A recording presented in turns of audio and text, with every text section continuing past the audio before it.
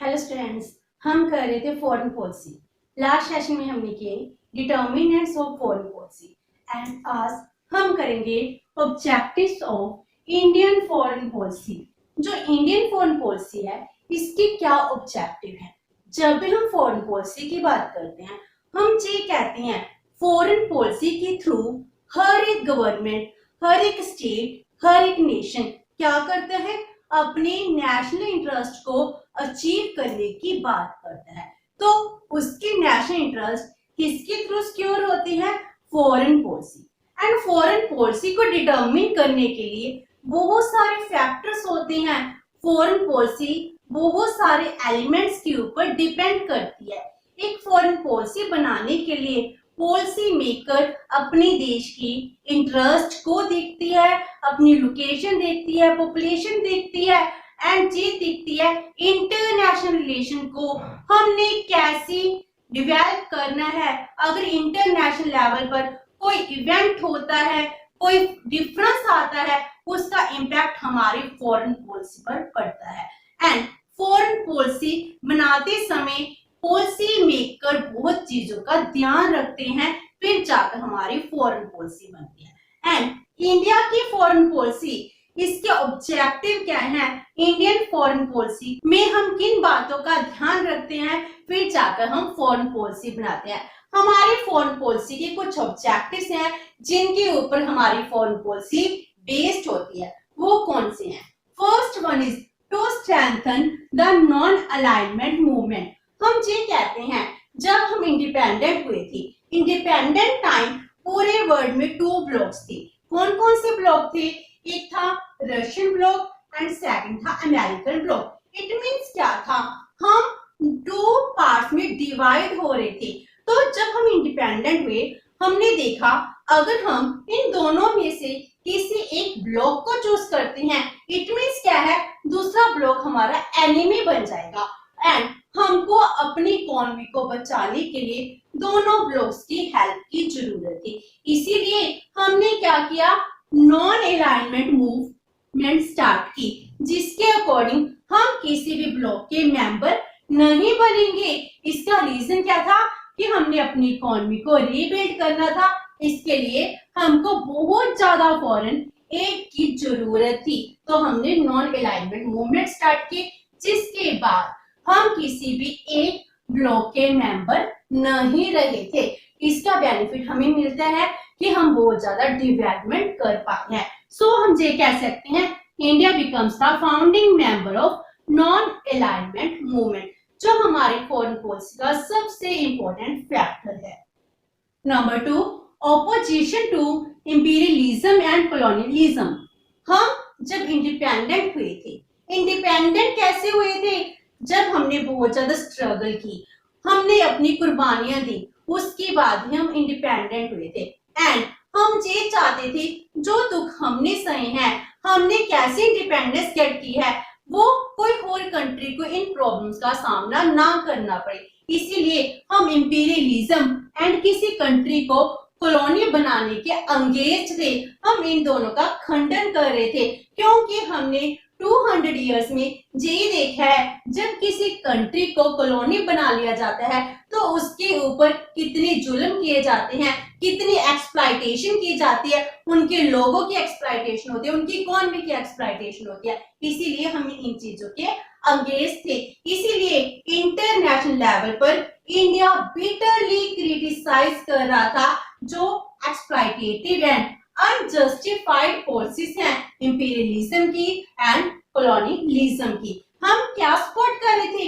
हम सपोर्ट करते थे सेल्फ डिटर्मिनेशन। सेल्फ डिटर्मिनेशन का मीन है कि हम अपना रूल खुद कर सकते हैं।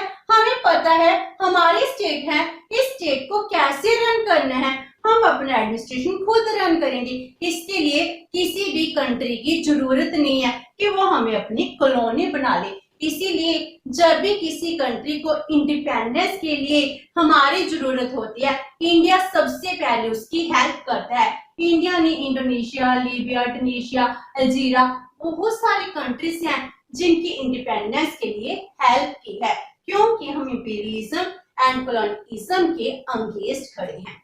Next is opposition to the policy of racial discrimination means किसी एक रेस के अगेंस्ट हम खड़े हैं, हम रेशियल डिस्क्रिमिनेशन नहीं होने देंगे।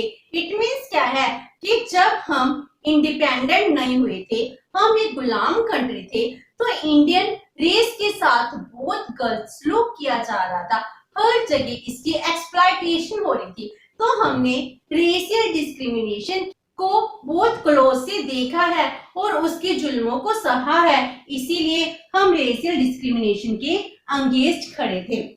एंड हम ये कहते हैं India remain the victim of policy of racial discrimination, इसीलिए इंडिया डिमांड करता है elimination of the policy of apartheid. It means क्या है, अगर किसी एक रेस के अगेंस्ट आप कुछ भी डिस्क्रिमिनेशन करते हो, हम इसके अगेंस्ट खड़े हैं।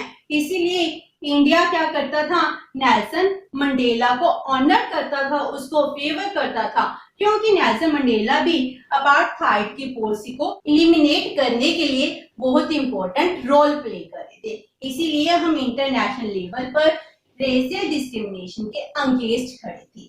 Next is support to arms control and disarmament programme. हम कहते हैं हम आर्म कंट्रोल हम नहीं चाहते, हम अपनी नेवी को, आर्मी को इंक्रीज करें, हम अपने वेपन्स को इंक्रीज करें, हम डिसआर्मामेंट प्रोग्राम को भी फेवर करते हैं। हम ये चाहते हैं इंटरनेशनल लेवल पर पीस हो, सिक्योरिटी हो, इसको इंक्रीज करना चाहिए। हम इसके अगेंस्ट खड़े हैं, against the mad race of accumulating more and more weapon. हम नहीं चाहते ज्यादा हथियार हर एक कंट्री इकट्ठी करे, क्योंकि जे वेपन्स हैं, वेपन्स क्या है, इंटरनेशनल पीस एंड सिक्योरिटी के लिए थ्रेट है। इसीलिए हम चाहते हैं आर्म कंट्रोल नहीं होना चाहिए। ऑल्दो इंडिया के पास में बहुत सारे वेपन है, वो वेपन किस लिए है, अगर कोई कंट्री हम पर अटैक करती है, हम अपने आप को प्रोटेक्ट कर सके। हम कोई भी न्यूक्लियर अटैक नहीं करना चाहते हैं, हमारे फॉरेन पॉलिसी में यही है, हम अपनी नेबरिंग कंट्री के साथ पीसफुल रिलेशंस डेवलप करेंगे। हम तब तक किसी कंट्री पर अटैक नहीं करेंगे जब तक कोई कंट्री हम पर हमला नहीं करती है। हम किसी कंट्री पर न्यूक्लियर अटैक पहले नहीं करेंगे, क्योंकि हम आर्म कंट्रोल की बात करते हैं, डिसआर्मामेंट की बात करते हैं। डिसआर्मामेंट की प्रोसेस क्या होती है, जिसमें हम कहते हैं जो हमारे न्यूक्लियर वेपन है उनको हम खुद से ही खत्म कर देंगे। इसीलिए हम डिसआर्मामेंट प्रोग्राम को भी फेवर करते हैं। ऑल्दो इंडिया के पास आज के टाइम न्यूक्लियर वेपन है, वो हमारी सेफ्टी के लिए, सिक्योरिटी के लिए है। जैसे हम कहते हैं अगर हम स्ट्रॉन्ग बनना चाहते हैं, आप लड़ना नहीं चाहते मत लड़ो, लेकिन दूसरों को ये पता चले कि आप स्ट्रॉन्ग हो, तो हम स्ट्रॉन्ग बनना चाहते हैं, स्ट्रॉन्ग दिखाना चाहते हैं, लेकिन इसका यूज नहीं करेंगे जो भी इनोसेंट कंट्रीज हैं। इसीलिए हम arm control and disarmament programme को फेवर करते हैं। इंडिया क्या फेवर कर रहा है, जो यूएनओ की मूवमेंट है to stop blind race of armament, हम उसको भी फेवर करते हैं। इंडिया ने ऑल्दो इन सब के लिए जो ट्रीटीज हैं, जिस ट्रीटी में ये कहा गया है कि हम न्यूक्लियर वेपन को नहीं बनाएंगे, ना ही इसके टेस्ट करेंगे, हमने इनको साइन नहीं किया है, क्योंकि इसकी डिस्क्रिमिनेटिंग पॉलिसी है। डिस्क्रिमिनेटिंग पॉलिसी की वजह से हम साइन नहीं कर रहे, क्योंकि जो हमारी नेबरिंग कंट्री है, हमारा एनवायरनमेंट है, ये हमको मजबूर कर रहा है कि इंडिया के पास न्यूक्लियर वेपन होने चाहिए। इसीलिए हमने एनपीटी जो नॉन प्रोलिफरेशन ट्रीटी है and comprehensive test ban treaty है, हमने इनको साइन नहीं किया है। लेकिन हम पहले किसी भी कंट्री पर न्यूक्लियर अटैक नहीं करेंगे, हम जो अपनी फॉरेन पॉलिसी में डिटरमिन कर रहे हैं। तो हम सपोर्ट करते हैं आर्म कंट्रोल को एंड डिसआर्मामेंट प्रोग्राम को। Next is opposition to the policy of military alliance. हम मिलिट्री अलायंस नहीं बनाना चाहते हैं। इंटरनेशनल लेवल पर जब हम इंडिपेंडेंट हुए थे तो पूरा वर्ल्ड 2 ब्लॉक्स में था, जैसे American block and Russian block. उसी तरह कोल्ड वॉर के टाइम में हर एक कंट्री अलायंस बना ली थी। तो हमने इंटरनेशनल लेवल पर किसी भी एक ब्लॉक के साथ कोई भी मिलिट्री अलायंस नहीं बनाया। हम इसको अपोज करते हैं क्योंकि हम ये कहते हैं जो ये मिलिट्री अलायंस है इंटरनेशनल कोऑपरेशन के लिए, इंटरनेशनल सिक्योरिटी के लिए बहुत बड़ा थ्रेट है। तो इंडिया क्या है, मिलिट्री अलायंस के अगेंस्ट है, जैसे वार्सा हो गया, नाटो हो गया, सीटो हो गया, सेंटो हो गया। हम किसी भी अलायंस का मेंबर नहीं है। हम ये कहते हैं जे alliance international peace and security के अगेंस्ट है, हम इसीलिए कोई भी मिलिट्री अलायंस को साइन नहीं करेंगे। नेक्स्ट इज फेथ इन पंचशील। पंचशील के सिद्धांत को हम विश्वास करते हैं, इनमें फेथ करते हैं। हम ये चाहते हैं जो पंचशील के प्रिंसिपल्स है हर एक कंट्री फॉलो करे। पंचशील के प्रिंसिपल्स हैं, ये प्रिंसिपल हमारे late prime minister Shri Jawaharlal Nehru ji ने चाइना के साथ साइन किए थे। आज भी हम पंचशील के प्रिंसिपल्स को मानते हैं। ये प्रिंसिपल्स क्या हैं? First one is mutual respect for others, territorial integrity and sovereignty. हम हर एक कंट्री की टेरिटरी की, जो भी उसकी टेरिटरी का पार्ट है, इंटीग्रिटी है, उसको रिस्पेक्ट देते हैं। हम उसकी सॉवरेनिटी की प्रोटेक्शन की बात करते हैं, हम इनकी रिस्पेक्ट करते हैं। हम किसी भी कंट्री के साथ नॉन अग्रेशन की पॉलिसी अपनाएंगे। हम किसी भी कंट्री के डोमेस्टिक अफेयर्स हैं उनमें कोई भी इंटरफेरेंस नहीं करेंगे। हम क्या करते हैं, हमारे इंटरनेशनल ट्रेड होगा, हमारे रिलेशंस होंगे वो इक्वालिटी के ऊपर बेस्ड होंगे एंड म्यूचुअल बेनिफिट के ऊपर बेस्ड होंगे। हम पीसफुल कोएग्जिस्टेंस की बात करते हैं। तो ये हमारे पंचशील के सिद्धांत हैं जिसके ऊपर हम बेस्ड हैं। हमारी फॉरेन पॉलिसी इन पंचशील को मानती है, इसके अकॉर्डिंग ही चलती है। जो पंचशील का क्वेश्चन है इट इज वेरी इंपॉर्टेंट। कभी कभी शॉर्ट क्वेश्चन में ये क्वेश्चन पूछ लिया जाता है एंड कॉम्पिटिटिव एग्जाम में भी पंचशील के जो 5 प्रिंसिपल्स हैं इन प्रिंसिपल पर क्वेश्चन पूछ लिया जाता है, इसलिए it is very important for short question. Next is faith in peaceful resolution of mutual dispute. जितने भी म्यूचुअल डिस्प्यूट हैं हम इसको कैसे सॉल्व करना चाहते हैं? पीसफुल वे से। हम सीधा वॉर करने को प्रेफर नहीं करते, पहले हम नेगोशिएशन को प्रेफर करते हैं, उसके बाद ही हम वॉर की बात करते हैं। तो हमारी नेबरिंग कंट्री के साथ या किसी और कंट्री के साथ कोई भी डिस्प्यूट होता है हम सीधा वॉर अटैक की बात नहीं करेंगे। ये हमारी फॉरेन प्रिंसिपल का ऑब्जेक्टिव है। हम बिलीव करते हैं peaceful process of resolve our disputes with other states. तो हम पहले नेगोशिएशन प्रोसेस को प्रेफर करते हैं, इसीलिए पहले टेबल पर बातें होंगी। अगर वो डिस्प्यूट सॉल्व नहीं होता, अगर कोई कंट्री हम पर अटैक करती है उसके बाद ही हम वॉर को स्टार्ट करते हैं। अगर वॉर हो भी जाती है उसके बाद भी हम ये कहते हैं अगर हमको अपने डिस्प्यूट को सॉल्व करना है इसके लिए हम टेबल पर नेगोशिएट करने के लिए रेडी हैं।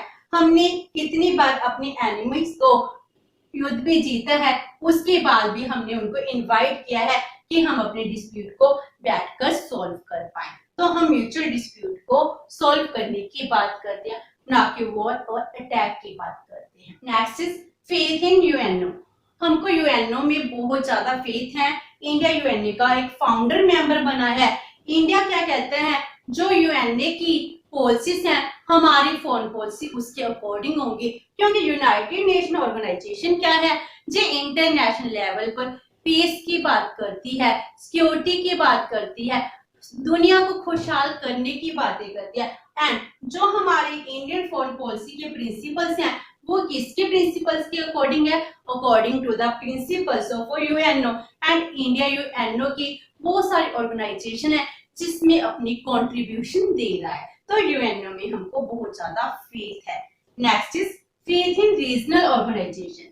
हम रीजनल ऑर्गेनाइजेशन में बहुत ज्यादा फेथ करते हैं। हम कोऑपरेशन के थ्रू अपने ट्रेड को इंक्रीज करने की बात करते हैं ताकि सभी कंट्रीज खुशहाल हो सके।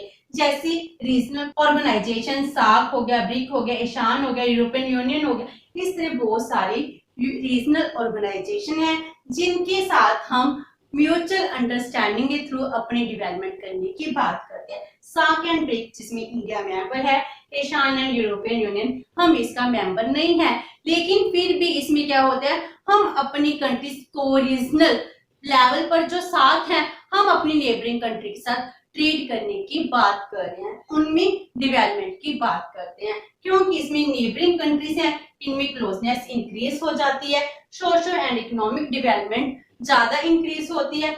हम फ्री ट्रेड जोन इसको एस्टैब्लिश करना चाहते हैं टू द साउथ एशिया, ताकि साउथ एशिया के जितने भी स्टेट्स हैं सभी प्रॉस्पर हो सके, डेवलप हो सके। तो हम रीजनल ऑर्गेनाइजेशन में बहुत ज्यादा फेथ करते हैं। And last one is fight against terrorism eight global level. हम टेररिज्म को ग्लोबल लेवल पर खत्म करना चाहते हैं। हम ये चाहते हैं टेररिज्म है सिर्फ एक कंट्री नहीं खत्म कर सकती, इसके लिए हमको मिलकर खत्म करना पड़ेगा। एंड इंटरनेशनल लेवल पर हम टेररिज्म के अगेंस्ट खड़े हैं। हमने ही सभी कंट्री को इकट्ठे करने के लिए बहुत ज्यादा कंट्रीब्यूशन की है, ताकि टेररिज्म को पूरे वर्ल्ड से खत्म किया जा सके। इसीलिए हम कहते हैं आज के टाइम में जितनी भी कंट्रीज हैं, चाहे कुछ ज्यादा चाहे कुछ कम, वो सभी की सभी किससे सफर कर रही हैं? From the terrorism. इसके लिए collective war against the terrorism, हम इसके लिए खड़े हैं। हम ये कहते हैं इंटरनेशनल लेवल पर पब्लिक ओपिनियन अरेज हो, पब्लिक ओपिनियन जब राइज होगा तभी टेररिज्म है वो खत्म हो पाएगा। तो हम इंडिया फेवर कर रहे हैं the international public opinion against the terrorism. तो ये सभी इवेंट्स क्या है? हमारी फॉरेन पॉलिसी का बहुत इंपॉर्टेंट पार्ट है। जब भी हम अपनी फॉरेन पॉलिसी बनाते हैं तो हम इन ऑब्जेक्टिव को ध्यान में रखते हैं, फिर जाकर अपनी फॉरेन पॉलिसी बनाते हैं। विद दिस हमारा topic of foreign policy complete होता है। होप सो कि आपको ये सेशन अच्छा लगा होगा। अगर आपकी कोई क्वेरी तो post in the comment box and video अच्छी तो please like and share with your friend. Thank you so much and have a nice day.